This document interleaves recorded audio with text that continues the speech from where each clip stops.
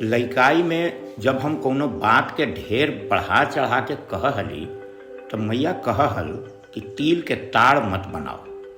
एहू बात उ गतही कहल। घर में ताड़ फेदा ताड़ी के जिकिरो के मनाही हल। वही घड़ी से हम ताड़ के नीच नजर से देखे लगली। बाकी जैसे जैसे सियान होइली ताड़ के समाज में का स्थान है ई हमरा बुझाए लगल। पता चलल कि आदमी जब लिखेला शुरू कैलक त कागज न हल, ताड़ के पत्ते हल। फिर ताड़ के चटाई, मौनी, बेना, बरोगा, बड़ेरी और ढेरे चीज देखली। लइकाई में ताड़ के पत्ता के घिरनी, फेदा के गाड़ी, डमको के बैट और फेदौड़ी से तो अपनहू खेलली होवे। गांव के पंडित जी बतैलन कि राम केतना बरियार हट, एकरा जांचेला सुग्रीव उनका से 7 गो एक सोझ ताड़ के पेड़ एक बाण से काटेला कहलन। ताड़ के महिमा कम न है, बाकी एकरा छोट कर देलक ताड़ी। सभ्य मानल जाए वाला समाज के बैठकी में ताड़ी न परोसाए। आजो ताड़ी भुइये में बैठ के पियल जाए।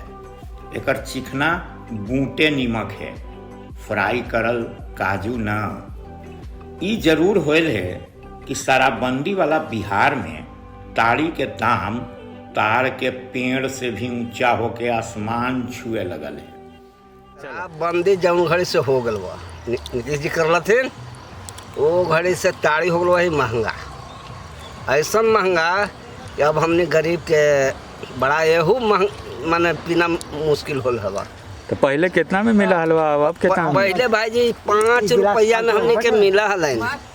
तब हमने गरीब आदमी आवल कमा धमा करके 5 रुपए गिलास, 5 रुपए गिलास मिल जा हाल, 2-3 गिलास पी ले चल जा।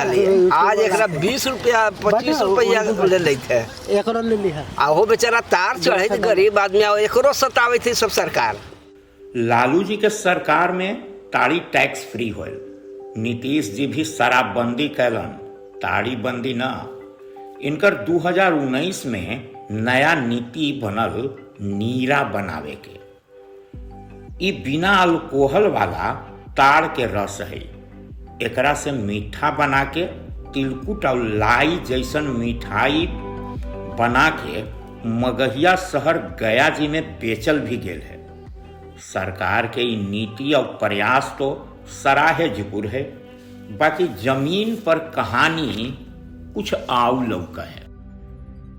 तरबन्ना खत्म हो जाई थे, नया ताड़ के पेड़ रोपाइत न लौक रहल है। बाजार में एकर पौधा बेचैत किनाइत न देखली है। आसपास के कई गो नर्सरी में एकर पौधा के बिक्री के बारे में पूछली तो हमरे हंसी उड़ावल गेल। तार के पौधा बस, तार के पौधा के ना है। हाँ, नारियल, सुपारी, खजूर ये सब के पौधा हमनी रखा है। तू तो पहला आदमी है कि तार के पौधा किने आला है।